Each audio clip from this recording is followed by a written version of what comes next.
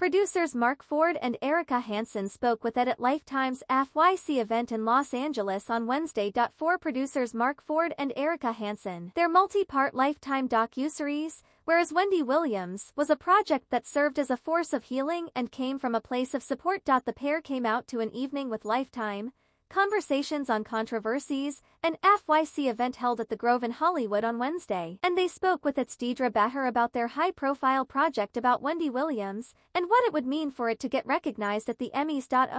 That would mean, I think, the world, not only to us, but to Wendy, Hansen shared. I can't even imagine the impact that would have on her. Hansen said that Williams, who, along with her son, Kevin Hunter Jr., co-produced the film, saw the docuseries as an opportunity to be able to tell her story so honestly and truthfully, and to be a catalyst for change. It would be an amazing tribute to Wendy to get an Emmy nomination for something she was an executive producer on that allowed her to tell her story. Ford added. The 4.5-hour documentary chronicles the events that led to Williams being placed under the control of a court-ordered guardian in 2022. It also highlights the TV personality's health struggles, coupled with upheaval in her personal life, including fainting on live TV back in October 2017, which she claimed was from dehydration, revealing her Graves' disease diagnosis on her show in February 2018, forcing her to take 3 weeks off, and her shoulder fracture in December 2018, and dealing with a very public breakup with then-husband Kevin Hunter, whom she officially divorced in January 2020 after 25 years of marriage. This is not an easy story to watch or to tell, but hopefully we did it truthfully, with integrity and sensitively,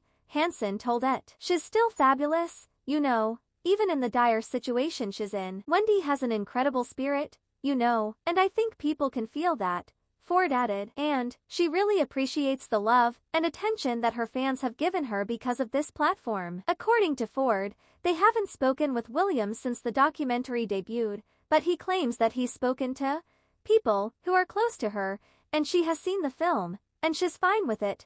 According to the people that have spoken to her, they have, however, been in touch with Williams' family, and the story's not over. I could say that much, Ford shared. We've continued to be in touch with them, and they're very supportive of the project. I think, this isn't the end of this story. There'll be more, Ford suggested. I don't think the world has seen the last of Wendy Williams. While the film was eye-opening for many, it also drew quite a bit of heat online from some who felt it was exploitative of Williams' health problems and the series of setbacks she's suffered in recent years. That being said, Hansen addressed the pushback, telling it, I can understand that it's a very difficult film to watch. It was a very difficult film to make, at times, but I think we were moved to want to tell the truth of what was happening in her life even though it was painful. Hansen added that Williams was also very direct about what she wanted to do and not do, but she really didn't have a lot of limitations. Wendy is the ultimate truth teller, and she said, from the very first time we sat down with her,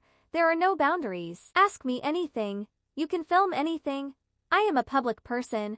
I live publicly. This is my story, Ford shared. And so we just followed that direction, into unfortunately very uncomfortable places. One of the more emotional moments in the documentary came when Angela White, who previously went by the stage name Black China, made an unexpected appearance during the filming of the documentary. It was an extraordinary day, Hansen recalled. It was so moving, and I was so touched by how sensitive and thoughtful she was for Wendy, and the bond they have. You could just feel how much she cared about Wendy, and it was really a beautiful moment. I thought that was one of the most beautiful moments in the film. White spoke to it in April about her unplanned experience being part of the documentary. I just went over to her house, she said to it, expressing her surprise at the presence of cameras during the candid conversation. Recalling the spontaneous nature of her visit, White emphasized the genuine connection she shares with Wendy. White said that, although she was in the documentary, she didn't watch the whole thing, saying,